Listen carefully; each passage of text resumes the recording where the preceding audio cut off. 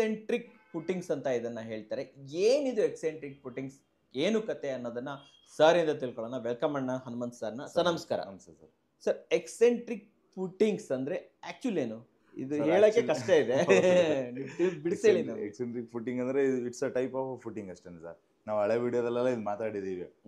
ಏನಂದ್ರೆ ಟೈಪ್ಸ್ ಹೇಳ್ಬೇಕಾದ್ರೆ ಎಕ್ಸೆಂಟ್ರಿಕ್ ಫುಟಿಂಗ್ಸ್ ಮತ್ತೆ ಐಸೋಲೇಟೆಡ್ ಫುಟಿಂಗ್ಸ್ ಅಂತೆಲ್ಲ ಮಾತಾಡಿರ್ತೀವಿ.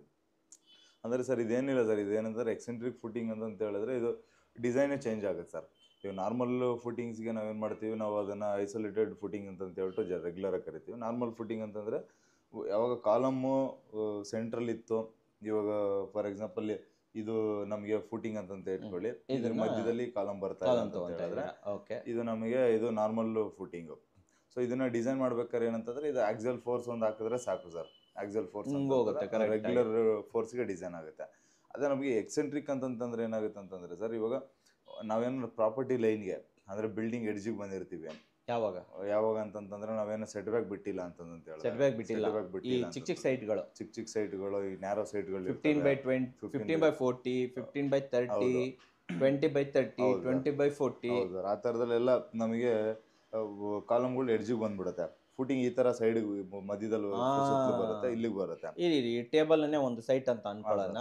ಸೊ ನಾವು ಇದನ್ನ ಕಾಲಮ್ ಅನ್ನ ಇಲ್ಲಿ ತಗೊಂತೀವಿ, ಎಡ್ಜಿಗೆ. ಆ ಎಡ್ಜಿಗೆ ತಗೊಂಡ್ವಿ ಅಂತ ಹೇಳಿದ್ರೆ ಅಲ್ಲೊಂದು ತಗೊಂತೀವಿ, ಇಲ್ಲೊಂದು ತಗೊಂತೀವಿ, ಅಲ್ಲೊಂದು ತಗೊಂತೀವಲ್ಲ, ಅವಾಗ ಇವೆರಡು ಏನಾಗುತ್ತೆ ಅಂತಂದ್ರೆ ಇವಾಗ ಎಕ್ಸೆಂಟ್ರಿಕ್ ಕಾಲಮ್ಸ್ ಎಕ್ಸೆಂಟ್ರಿಕ್ ಫುಟಿಂಗ್ ತರ ಡಿಸೈನ್ ಆಗುತ್ತೆ ಅಂತ ಅನ್ಸುತ್ತೆ. ಈ ಸೈಡ್ ಅಲ್ಲಿ ಬಂದ್ರೆ ಅವಾಗ ಇದನ್ನ ಡಿಸೈನ್ ಮಾಡ್ಬೇಕಾದ್ರೆ ಏನಾಗುತ್ತೆ ಅಂತಂದ್ರೆ ಸರ್, ಇವಾಗ ನಮ್ಗೆ ಇದ್ರಲ್ಲಿ ಎಕ್ಸ್ಟ್ರಾ ಪ್ರಿಕಾಷನ್ಸ್ ಆಗಿ ನಾವು ಬೆಂಡಿಂಗ್ ಮೂವ್ಮೆಂಟ್ ಚೆಕ್ ಮಾಡ್ಬೇಕಾಗುತ್ತೆ. ಅಂದ್ರೆ ನಮ್ಗೆ ಯಾವಾಗಲೂ ಈ ಕಾಲಮ್ಗಳು ಹಿಂಗಿರುತ್ತಲ್ಲ, ನಮಗೆ ಲೋಡ್ ಹೋಗ್ತಾ ಹೋಗ್ತಾ ಬಿಲ್ಡಿಂಗ್ ಒಳಗಡೆ ಲೋಡ್ ಬರ್ತಾ ಹೋಗುತ್ತೆ. ಸೊ ಅವಾಗ ಅದು ಮೂಮೆಂಟ್ ತಗೊಳುತ್ತೆ. ಯಾಕಂದ್ರೆ ಇದು ಈ ಕಡೆ ಸಪೋರ್ಟ್ ಏನು ಇರಲ್ಲ, ಹಿಂದೆಗಡೆ ಏನು ಸಪೋರ್ಟ್ ಇರಲ್ಲ, ಹಿಂಗೆ ಎಡ್ಜಿಗಿರುತ್ತೆ. ಸೊ ಹಿಂಗೆ ಇದಕ್ಕೆ ಮೂಮೆಂಟ್ ಬೆಂಡ್ ಆಗೋ ಚಾನ್ಸಸ್ ಇರುತ್ತೆ. ಸೊ ಆ ಮೂಮೆಂಟ್ ಕೂಡ ಕ್ಯಾಲ್ಕುಲೇಟ್ ಮಾಡಿ ಡಿಸೈನ್ ಮಾಡಬೇಕಾಗುತ್ತೆ ಫುಟಿಂಗ್ ನ. ಸೊ ನಾರ್ಮಲ್ ಫುಟಿಂಗ್ ಅಂದ್ರೆ ರೆಗ್ಯುಲರ್ ಆಗಿ ಬರೀ ಅದೇನ್ ಲೋಡ್ ಹೋಗುತ್ತೆ ಆಕ್ಚುಯಲ್ ಫೋರ್ಸ್ ಪ್ರಕಾರ ಡಿಸೈನ್ ಮಾಡಿದ್ರೆ ಮುಗಿದೋಯ್ತು. ಇದಕ್ಕೇನಂದ್ರೆ ಮೂಮೆಂಟ್ ನ ಜಾಸ್ತಿ ಕನ್ಸಿಡರ್ ಮಾಡ್ತೀವಿ. ಸೊ ಇದಕ್ಕೆ ನಾವು ಎಕ್ಸೆಂಟ್ರಿಕ್ ಫುಟಿಂಗ್ ಅಂತ ಇದನ್ನ ಎಕ್ಸೆಂಟ್ರಿಕ್ ಫುಟಿಂಗ್ಸ್ ಅಂತ ಹೇಳ್ತೀವಿ. ನನ್ನ ಡೌಟ್ ಏನಂತಂದ್ರೆ ಇದು ಲೀಗಲ್ ಸರ್? ಇದು ಈ ತರ ಆಕ್ಚುಲಿ ಇವಾಗ ನೋಡಿ ಮೊನ್ನೆ ಬಿಲ್ಡಿಂಗ್ ಬಿದ್ದೋಯ್ತಲ್ಲ, ಬಿಲ್ಡಿಂಗ್ ಬಿದ್ದೋದ್ಮೇಲೆ ಮತ್ತೆ ಹೊಸದು ಗೌರ್ಮೆಂಟ್ ಇಂದ ಆಕ್ಚುಲಿ ನೋಡಿ ನಾವು ಸ್ಯಾಂಕ್ಷನ್ ಪ್ಲಾನ್ ತಗೋಬೇಕಂತಂದ್ರೆ ನಾವು ಸುತ್ತಲೂ ಸೆಟ್ ಬೇಕು ಕರೆಕ್ಟಾಗಿ ಬಿಟ್ಟಿದ್ದಾದ್ಮೇಲೆ ಅದು ಸ್ಯಾಂಕ್ಷನ್ ಪ್ಲಾನ್ ಹೋಗೋದು. ಸೊ ಗೌರ್ಮೆಂಟ್ ರೂಲ್ಸ್ ಪ್ರಕಾರ ಇದು ಇಲ್ಲಿಗಲ್ಲೇನೆ, ಎಕ್ಸೆಂಟ್ರಿಕ್ ಫುಟಿಂಗ್ಸ್ ಹಾಕಂಗೆ ಇಲ್ಲ. ಅದಕ್ಕೆಂತಾನೆ ಸೆಟ್ ಬ್ಯಾಕ್ ಅನ್ನೋ ಕಾನ್ಸೆಪ್ಟ್ ಇರೋದು ಅದಕ್ಕೇನೆ. ನಾವು ಪ್ರಾಪರ್ಟಿ ಲೈನ್ ಒಳಗಡೆನೆ ನಮ್ 30-40 ಇರ್ಲಿ ಏನಾರ ಇರ್ಲಿ ಅದ್ರ ಒಳಗಡೆನೆ ಬರ್ಬೇಕು ನಿಮ್ ಸ್ಟ್ರಕ್ಚರ್ ಅಂತ ಹೇಳ್ಬಿಟ್ಟು ಡಿಸೈನ್ ಇರೋದು. ಬಟ್ ಇವಾಗ ಏನಾಗಿದೆ ಅಂದ್ರೆ ಎಸ್ಪೆಷಲಿ ಬೆಂಗಳೂರಲ್ಲಿ ಎಲ್ಲ ಕಡೆನೂ ಏನಾಗ್ತೈತೆ, ನಮಗೆ ಸ್ಪೇಸ್ ಕಮ್ಮಿ ಇರುತ್ತೆ. ನಮ್ಗೆ ಇವಾಗ 20-30 ತೊಗೊಳೋದಕ್ಕೇನೆ ಬಜೆಟ್ ಜಾಸ್ತಿ ಆಗಿರುತ್ತೆ, ಇಲ್ಲ 15/40 ಸಿಕ್ಬಿಟ್ಟಿರುತ್ತೆ. ಆಮೇಲೆ ಸಮ್ಟೈಮ್ಸ್ 30-40 ತೊಗೊಂಡ್ರು ನಾವು ಸುತ್ತಲೂ 2 ಅಡಿ ಜಾಗ ವೇಸ್ಟ್ ಮಾಡಬೇಕು ಅಂತಂದ್ರೆ ಆಗಲ್ಲ ಅಂತಂತ ಹೇಳ್ಬಿಟ್ಟು ಏನು ಮಾಡ್ಬಿಡ್ತೀವಿ, ಪ್ಲ್ಯಾನ್ ನಾವು ಹೆಂಗೆ ಬೇಕಂಗೆ ಮಾಡ್ಕೊತೀವಿ. ಇಲ್ಲ ಅಕ್ಕಪಕ್ಕದವ್ರು ಯಾರನ್ನ ಇದ್ರು ಅಂತಂತಂದರೆ ನೀನು ಇಲ್ಲೊಂದು ಅಡಿ ಬಿಟ್ಟಿರೋ ನಾವು ಈ ಕಡೆ ಬಿಟ್ಕೊತೀವಿ ಅಂತಂತ ಏನೋ ಒಂದು ಅಂಡರ್ಸ್ಟ್ಯಾಂಡಿಂಗಲ್ಲಿ ಬಿಲ್ಡಿಂಗ್ನ ಕನ್ಸ್ಟ್ರಕ್ಷನ್ಗೆ ಅಂತಂತ ಹೇಳ್ಬಿಟ್ಟು ಹೋಗ್ಬಿಡ್ತೀವಿ. ಸೊ ಆವಾಗ ಏನಾಗುತ್ತೆ, ಇದು ಬೇಸ್ಡ್ ಆನ್ ಇವಾಗ ಏನಂತಂದರೆ ಇವಾಗ ಇದು ಆ್ಯಕ್ಚುಲಿ ಇದು ಪ್ರೋಸೆಸ್ಸಲ್ಲಿ ನಾವು ಮಾಡೋಂಗೇ ಇಲ್ಲ, ಎಕ್ಸೆಂಟ್ರಿಕ್ ಫುಟಿಂಗ್ ಎಲ್ಲ ನಾವು ಕೊಡೋಂಗೇ ಇಲ್ಲ. ಬಟ್ ಇವಾಗ ನಮಗೆ ಹಂಗಂತ ಇವಾಗ ನಾವು ನಮ್ಮ ರಿಕ್ವೈರ್ಮೆಂಟಿಗೆ ತಕ್ಕನಂಗೆ ಇವಾಗ ಎಕ್ಸೆಂಟ್ರಿಕ್ ಕೊಡೋಂಗಿಲ್ಲ ಅಂತಂತ ಹೇಳ್ಬಿಟ್ಟು ನಾವು ಹಂಗೆ ಮಾಡಿದ್ವಿ ಅಂತಂದ್ರೆ ಅದು ಬಿಲ್ಡಿಂಗು ನಿಂತ್ಕೊಳ್ಳಲ್ಲ. ಸೊ ಹಂಗಾಗಿ ನಮ್ಗೆ ಇವಾಗ ನೀಡ್ಸ್ಗೆ ತಕ್ಕನಂಗೆ ಡಿಸೈನ್ಸ್ ಕೂಡ ಚೇಂಜ್ ಆಗೋದ್ರಿಂದ ಎಕ್ಸೆಂಟ್ರಿಕ್ ಇವಾಗ ಜಾಸ್ತಿ ಬರ್ತಾ ಇದೆ ಸರ್. ಅಂದರೆ ಇವಾಗೆಲ್ಲ ನ್ಯಾರೋ ಸೈಟ್ಸ್ಗಳು ಜಾಸ್ತಿ ಆಗುತ್ತೆ. ಆಮೇಲೆ ನಮ್ಗೆ ಇವಾಗ ಬರೀ 15-40 ಎಲ್ಲ ಎಕ್ಸೆಂಟ್ರಿಕ್ ಬಂದ್ಬಿಡುತ್ತೆ ಸರ್. ಯಾಕಂದರೆ ಈ ಕಡೆ ಮಧ್ಯದಲ್ಲಿ ಎಲ್ಲೂ ಕಾಲಮೇ ಕೊಡೋಕ್ಕಾಗಲ್ಲ. ಸೊ ಎಲ್ಲ ಎಡ್ಜಸಲ್ಲಿರುತ್ತೆ. ಸೊ ಎಲ್ಲ ಎಕ್ಸೆಂಟ್ರಿಕ್ ಬಂದ್ಬಿಡುತ್ತೆ. ಸೊ ಅದೇ ನಮಗೇನಾದರೂ ಈಗ 30-40 ಹೋದ್ವಿ ಅಂತಂದರೆ ಸುತ್ತಲೂ ನಾವು ಏನೋ ಒಂದು 1.5 ಅಡಿ ಬಿಟ್ಟರು ನಮಗೆ ಒಂದು ಇಟ್ಸ್ ಕೈಂಡ್ ಆಫ್ ಎಕ್ಸೆಂಟ್ರಿಕ್ಕೇನೆ, ಬಟ್ ಕಂಪ್ಲೀಟ್ ಎಕ್ಸೆಂಟ್ರಿಕ್ ಆಗಿರಲ್ಲ. ಒಂದು 70% 50% ಎಕ್ಸೆಂಟ್ರಿಕಲ್ಲಿ ಬರುತ್ತೆ. ಬಟ್ ಅದು ಮ್ಯಾನೇಜಬಲು 1.5 ಅಡಿ ಬಿಟ್ಟರೆ.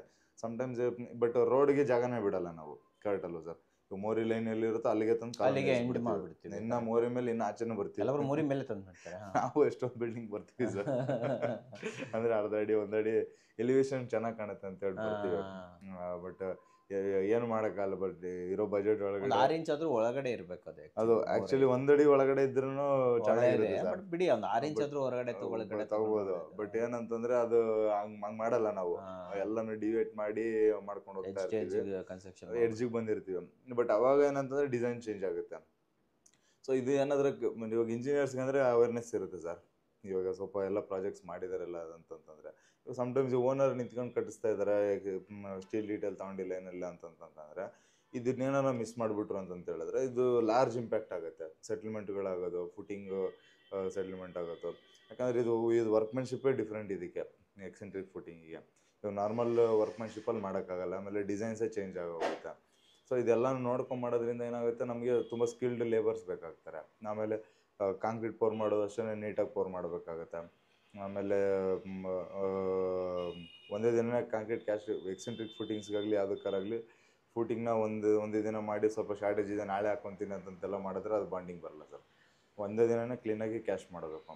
ಸೊ ಇವೆಲ್ಲ ಚಾಲೆಂಜಸ್ ಇರುತ್ತೆ. ಬಟ್ ಇದೇನೋ ನಾವು ಇಲ್ಲೇನೋ ಫೌಂಡೇಶನಲ್ಲಿ ಏನಾರ ಕರೆಕ್ಟಾಗಿ ಮಾಡ್ಕೊಳ್ಳಿಲ್ಲ, ಎಕ್ಸೆಂಟ್ರಿಕ್ ಬಂದಿತ್ತು ನಾವೇನೋ ಮಾಡಲಿಲ್ಲ ಹಂಗೆ ಮಾಡ್ಕೊಂಡು ಹೋದ್ವಿ ಅಂತ ಹೇಳಿದ್ರೆ ನಮಗೆ ಮೂಮೆಂಟ್ಗಳು ತಗೊಳ್ಳೋ ಚಾನ್ಸಸ್ ಇರುತ್ತೆ ಸರ್. ಇದು ಒಂದು ಕೆಲಸ ಮಾಡಿ, ಅಡ್ವಾಂಟೇಜು ಡಿಸ್ಅಡ್ವಾಂಟೇಜ್ ಅದೇ ಸರ್, ಅಡ್ವಾಂಟೇಜಸ್ ಅಂದರೆ ನಮ್ಗೆ ನೋಡಿ ಸರ್, ಇವಾಗ ನಮಗೆ ಪ್ರಾಪರ್ಟಿ ಇವಾಗ ನಮ್ಮ ನೀಡ್ಸಿಗೆ ತಕ್ಕಂಗೆ ಪ್ಲ್ಯಾನ್ ರೆಡಿ ಆಗಿರುತ್ತಲ್ಲ, ಸೊ ಅದ್ರ ಪ್ರಕಾರ ಸ್ಟ್ರಕ್ಚರಲ್ ಸ್ಟೆಬಿಲಿಟಿಗೆ ಒಂದು ಇದಾಗುತ್ತೆ. ಅಂದರೆ ಮೂಮೆಂಟ್ನ ರೆಜಿಸ್ಟ್ ಮಾಡುತ್ತೆ, ಅಂದರೆ ಜಾಸ್ತಿ ಆಗೋದನ್ನು ಸ್ವಲ್ಪ ತಡೆಯುತ್ತೆ. ಅದೊಂದು ಮೇಜರ್ ಅಡ್ವಾಂಟೇಜಸ್ ಅಂತ ಹೇಳ್ಬೋದು. ಆಮೇಲೆ ನಮಗೆ ಸ್ಪೇಸ್ ಸಿಗುತ್ತೆ.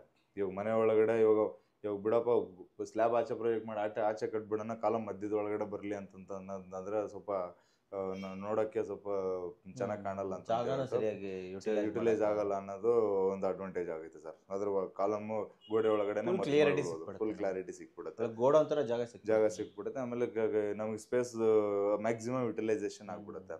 ಸೊ ಇವೆಲ್ಲ ನಮಗೆ ಅಡ್ವಾಂಟೇಜಸ್ ಆಗಿ ಕನ್ವರ್ಟ್ ಆಗುತ್ತೆ. ಡಿಸ್ಅಡ್ವಾಂಟೇಜಸ್ ಅಂತಂದ್ರೆ ಇದಕ್ಕೆ ಅಂದರೆ ಸರ್ ಪ್ರಾಪರ್ ಸ್ಕಿಲ್ಡ್ ಲೇಬರ್ಸೇ ಬೇಕು, ಅದೊಂದು ಇಡೇಕು. ಆಮೇಲೆ ನಮಗೆ ಕಾಸ್ಟ್ ಜಾಸ್ತಿ ಆಗುತ್ತೆ ಸರ್. ಕಾಸ್ಟ್ ಜಾಸ್ತಿ ಆಗುತ್ತೆ. ಎಷ್ಟು ಪರ್ಸೆಂಟೇಜ್ ಜಾಸ್ತಿ ಸರ್ ಇವಾಗ ನಮಗೆ ಕಾಸ್ಟ್ ಇಷ್ಟು ಪರ್ಸೆಂಟೇಜ್ ಅನ್ನೋದಕ್ಕಿಂತ ಇವಾಗ ನಾರ್ಮಲ್ ಫುಟಿಂಗಿಗೆ ಏನು ಖರ್ಚಾಗುತ್ತಲ್ಲ ಅದು ಡಬಲ್ ಖರ್ಚಾಗುತ್ತೆ ಸರ್ ಇದಕ್ಕೆ. ಯಾಕಂದ್ರೆ ಮ್ಯಾಟೇ ಡಬಲ್ ಬಂದ್ಬಿಡುತ್ತೆ, ಡಬಲ್ ಮ್ಯಾಟ್ ಬರುತ್ತೆ. ಸಮ್ಟೈಮ್ಸ್ ಸ್ಟ್ರೈಪ್ ಬೀಮ್ಸ್ ಬಂದ್ಬಿಡುತ್ತೆ ಒಳಗಡೆ. ಯಾಕಂದ್ರೆ ಇವಾಗ ಟಿ ಶೇಪು ಮತ್ತೆ ಎಲ್ ಶೇಪು ಎಲ್ಲ ಬೀಮ್ಗಳು ಬರೀ ಸ್ಟ್ರೈಟ್ ಬೀಮ್ಸ್ ಎಲ್ಲ ಬಂದಿರುತ್ತೆ ನೋಡಿ. ಅದಂದ್ರೆ ಒಬ್ಬೊಬ್ರು ಒಂದೊಂದು ಡಿಸೈನ್ಸ್ ಕೊಡ್ತಾರೆ, ಸ್ಟ್ರಕ್ಚರಲ್ ಡಿಸೈನರ್ಸ್. ಆಮೇಲೆ ಬೇಸ್ಡ್ ಆನ್ ಲೋಡು ಮೂಮೆಂಟ್ ಮೇಲೆ ಜಾಸ್ತಿ ಸ್ಪ್ಯಾನ್ ಇತ್ತು ಅಂತ ಹೇಳಿದ್ರೆ, ಆಮೇಲೆ ಇನ್ನು ಸಮ್ಟೈಮ್ಸ್ ಒಂದು ಕಾಲಮ್ ಇನ್ನೊಂದು ಕಾಲಮು ಕಂಬೈನ್ ಮಾಡೋಂಥ ಚಾನ್ಸಸ್ ಇರುತ್ತೆ ಎಕ್ಸೆಂಟ್ರಿಕ್ ಇದ್ದಾಗ. ಸೊ ಇದೆಲ್ಲ ಡಿಫ್ರೆಂಟ್ ಮೆಥಡ್ಸ್ ವರ್ಕೌಟ್ ಆಗುತ್ತೆ. ಬಟ್ ಕಾಸ್ಟ್ ಡಬಲ್ ಆಗುತ್ತೆ ಸರ್. ಏನು ಫುಟಿಂಗ್ ಇರುತ್ತಲ್ಲ ಅದಕ್ಕೆ ರೆಗ್ಯುಲರ್ ಖರ್ಚಾಗೋದಿರುತ್ತಲ್ಲ ಅದಕ್ಕೆ ಡಬಲ್ ಸ್ಟಿಲ್ ಖರ್ಚಾಗುತ್ತೆ ಇದರಲ್ಲಿ. ಆಮೇಲೆ ಚಾಲೆಂಜಸ್ ಹೇಳಿ ಇದನ್ನ, ಅಥವಾ ಮೇಕಿಂಗ್ ಪ್ರೋಸೆಸ್ ಸ್ವಲ್ಪ ಸರ್. ಪ್ರೋಸೆಸ್ ಅಲ್ಲಿ ನೋಡಿ ಸರ್, ಇದು ಏನಂತಂದ್ರೆ ಎಕ್ಸಾಕ್ಟ್ಲಿ ನಮಗೆ ಕ್ಲೀನಾಗಿ ಆ ಸಪೋರ್ಟ್ಸ್ ಜಾಯಿಂಟ್ಸ್ ಅಲ್ಲಿ ಇದನ್ನೇನು ಮಾಡ್ಬೋದು ಅಂತಂದ್ರೆ ಸರ್, ನಮಗೆ ಒಂದು ಬೇಸಿಕ್